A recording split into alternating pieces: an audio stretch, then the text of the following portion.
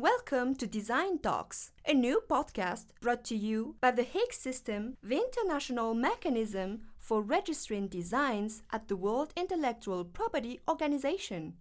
I'm Sarah, your host. In our previous episode, we looked at what industrial designs are and how they influence our daily lives. We also highlighted the importance of protecting designs. Today, we are diving deeper into the world of international design protection and taking an even closer look at international design application and protection. Joining us for this exploration is our guest, Mr. Jonah Asher, coordinator of the Hague Infoline Unit at the World Intellectual Property Organization. Hello, Jonah. We are very happy to have you here. Could you introduce yourself and explain your role in the Hague Registry? Thank you very much, Sarah. It's a pleasure to be here today. It's really nice to be, the first guest. I'm honored. As you mentioned, yes, my name is Jonah, and I have been working in the Hague Registry for about 7 years now. And my work primarily is with the Hague Infoline Unit. Now, you may be wondering, what is the Hague Infoline Unit? Well, let's say you want to use the Hague system. You want to find out a little bit about it, but you're not sure about some of the legal procedures. You're not sure how to fill out your application form. You need some help. You have some questions. Well, we have a lot of information available on our website, but of course, we have real people there to help you if you have any questions along the way. Not only when you start or prepare for your application, but also when you are on your journey to receiving your international design registration. So if you want to know the status, if you want to renew your registration, anything like that, we can help you. So the Hague Infoline Unit is really all about customer service. It's about helping users of the Hague system make the most of it and be successful. Wow, you mentioned 7 years within the Hague Registry. What do you like most about your job at the Hague Registry? Yeah, the years go by very fast, and that's a good sign because I do love my job here. The most interesting thing, I think, is the variety and the designs and the people that we are helping. I really think one of the most interesting aspects of IP actually is designs. These are the things that we touch and use every day. Think about it. If you want to buy something, you want to buy a piece of clothing or a bag, or you're looking at a new car. A lot of those things, I would argue, that really touches us and makes us want to buy something beyond the technical features is how it looks. And that's all about designs. And they go so far, a lot farther than you may think. You know, when you're having your coffee at a cafe with your, with a coffee cup, that could be a protected designs. All kinds of things that you might never know. A lot of us probably have traveled recently, and maybe you have ever stayed at some of these kind of Airbnb places or these places where it's not a hotel, but you rent somebody's apartment. And how do you get in? Well, a lot of times you might see that there's a lock and you have a code. This is actually something that is protected with designs, and actually even there's a company that has protected it with the Hague system. And this has allowed them to expand beyond their local market. And designs really are everywhere. They're all around us. They're helping people from SMEs to individual designers to the big companies, of course, be successful internationally. And that's my favorite thing about this job, is helping those people achieve success. A lot of people may not know that WIPO is a specialized agency of the United Nations. We're one of the, I think it's like 17 or 18 specialized agencies. And, United Nations goals are also WIPO goals. And that's another thing that I really hold close to my heart, and that I know I'm working here and I'm working towards achieving those goals. For example, you see a lot of the SDGs, like SDG 13, about climate action. We have WIPO Green for that. We have SDG 4, which is about quality education. And in that, we have the Accessible Books Consortium, which is really cool. It helps people get more access to books like those written in Braille. And then we have, of course, SDG 9, which is a big one. It's about innovation, infrastructure, So we have things like the Technology Information Support Centers that provide on-the-ground IP information and support to inventors, and also something that's really cool, the Inventor Assistance Program, which matches developing country inventors with patent attorneys who can provide free patenting legal advice. So this is one thing I also really hold dear, and one thing I love about working here is that we're not only just about helping people get their design rights, but we're also about helping people achieve socioeconomic development all around the world. Thank you, Jonah. That's very interesting. And you mentioned rarities. How many designs are being protected every year? Well, thanks very much. Yeah, if you want to look internationally, those who are using what I think was discussed previously in the previous episode about, the direct route, which is also known as the Paris route. I mean, there are millions of designs throughout the world that are being protected every year, millions and millions. In terms of Hague System registrations, so for 2022, we had around 8,000 international applications. That's a 19% increase over the previous year. Now, not all international applications are actually registered. There might be a problem with them. So among those 8,000, we had 7,700 registrations, approximately. That was a 26% increase over 2021. Within those 7,700 registrations, there were over 32,000 designs that were registered. That's a big number, and we expect this to grow in 2023. We don't have our statistics out yet. It's not the end of the year as we are recording this, but we expect it to increase about by 8% in terms of both applications and registrations. Now, really, the Hague system offers people an opportunity to protect their designs very broadly throughout the world. So not only in terms of the geographical scope, but what they are protecting. So we have things protected under the Hague system, from car accessories to fashion items, even wind turbines, for example. I think probably one of the things we use the most every day, I would guess, it's probably our phones. And the phone that you're holding, your cell phone, your mobile phone, I think I'm letting my age through a little bit there when I say cell phone. But your mobile phone, the shape of it, the designs are protected. The graphical user interface inside is protected. Companies like Samsung and Apple protect these designs. You make your coffee in the morning, you use your coffee maker. Maybe it's from Philips or other big companies. These are protected. Some of the coolest sports cars, maybe if you're a fan of sports cars like Ferrari, these are designs that are protected. Even, I don't know, Sarah, if you've seen at some restaurants recently, they have these robots that will come around and pick up your dishes and put them away and, deliver your food. Things like these, also protected to the Hague system. You have drones, airplanes, even rockets. So it's so diverse. It is really amazing what you can protect and where you can protect it. Thank you, Jonah. That's very interesting. So let's start with the very basics. Who can use the Hague system? Yeah, sure, thanks. So there are basically three kind of scenarios in which you could use the Hague system. So if you are a national of a member of the Hague system, this includes places like international bodies like the European Union or the African International Intellectual Property Organization. So if you're a national of any of these countries, you can use the Hague system. You can also use the Hague system if you have a residence or domicile in one of these countries. So maybe you are not a national of a member country, but you have a residence in one. So then you could use it.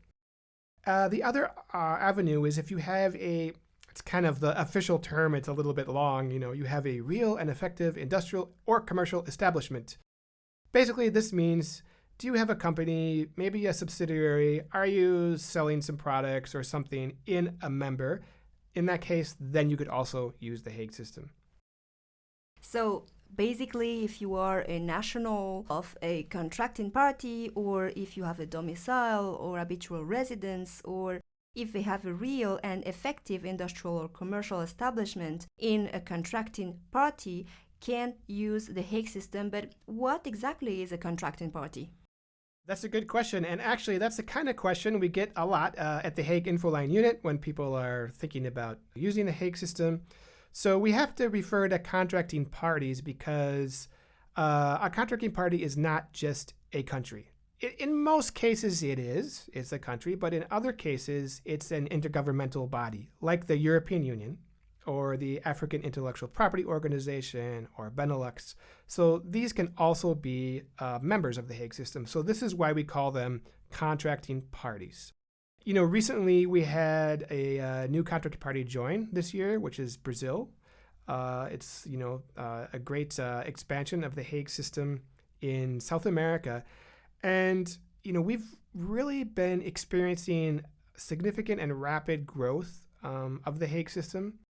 Over the past 10 years, the Hague System has grown in terms of contracting parties. So the number of contracting parties, we've grown by over 30%. Now, maybe you're thinking, wait a minute, 10 years, only 30%? Isn't that too long? Well, it actually is really fast because when you think about it, if a country wants to join or an intergovernmental body wants to join, they have to, modify their laws perhaps. They have to change a lot of their procedures to come in line with the Hague System. It's not a quick process by nature. So the fact that we have increased by 30% in the past 10 years is really amazing, and we look forward to continued growth like this in the next 10 years. In fact, in the next year or two, we hope to have India and Saudi Arabia also join the Hague System. Thank you, Jonah. Now that we know who can use the Hague System, let's look at how much it costs. Sure. So there are a number of fees for the Hague System. I'm not going to go through all of the fees because you can find a list on our website. We have a standard application fee. It's under 400 Swiss francs. And then we have other fees, depending on the number of words and your description and other things. But overall, it is a very cost-effective system to protect your designs internationally. I think we saw that in the last podcast. We went over this a bit.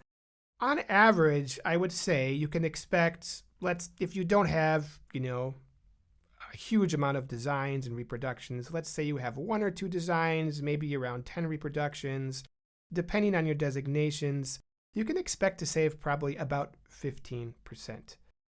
There's a big financial advantage to using the Hague System, though, not just on the fees, because if you have an entitlement, this is going back to the contracting party. So if you have an entitlement within a least developed country, all of the fees are reduced to only 10% of the prescribed amounts.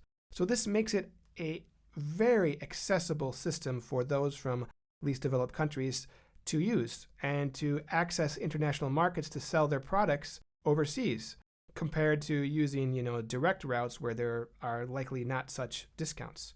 But in addition to this as well, many times if you want to use the direct route, like the Paris route, you would need to have a lawyer in the country that you are designating. So you want to designate country A, well, you need to get a local representative, a lawyer, and you need to pay them a bunch of money, and you have to go through them to file your application.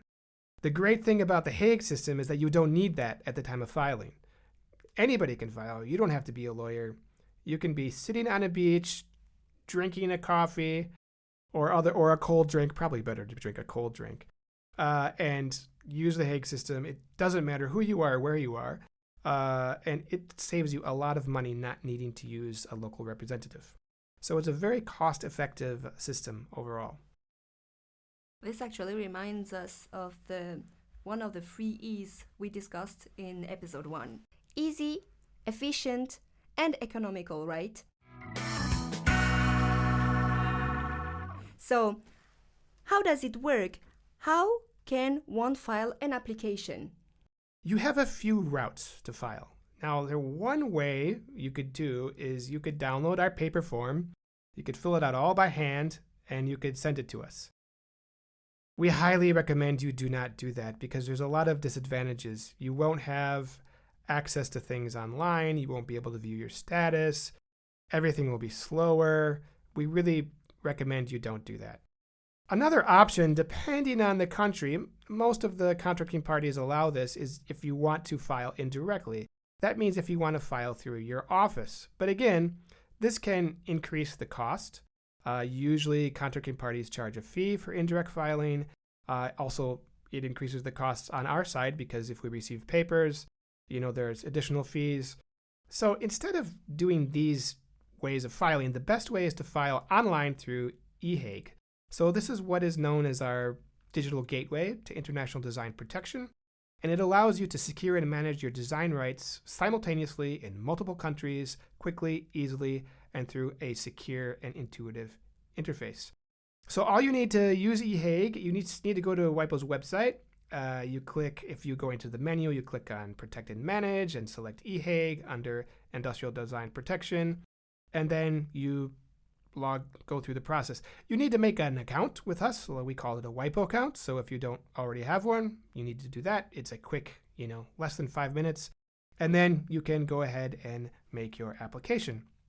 After you file your application and submit it to us, we have a very strong team of dedicated examiners that will go through and view your application. And then if there's any problems with your application, they'll send you an email notification and you can follow up directly with the examiner. Just one point about the filing languages. So the official languages of the Hague System are English, French, and Spanish. Make sure that you choose the correct one when you file, because all of the communication that you'll receive subsequently will be in that filing language. Thank you, Jonah, for these very interesting details.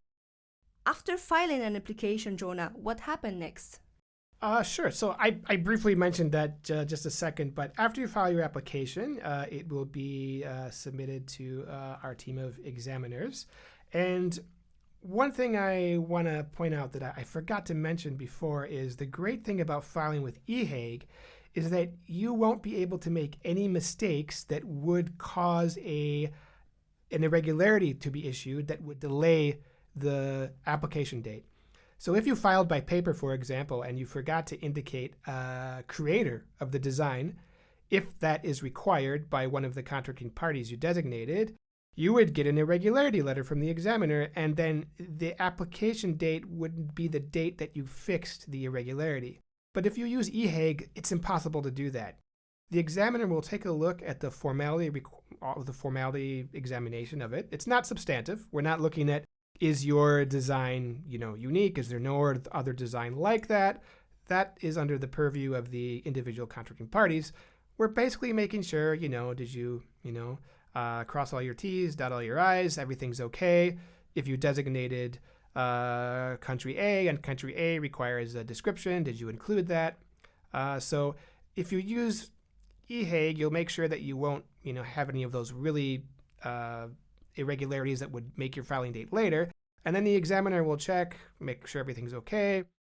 If they need information from you, they will send you an email. You can follow up with them. And then once your application is registered, it will be published in the International Designs Bulletin. This is our weekly publication where all of the Hague System registrations are published. And then you will receive, of course, a registration certificate.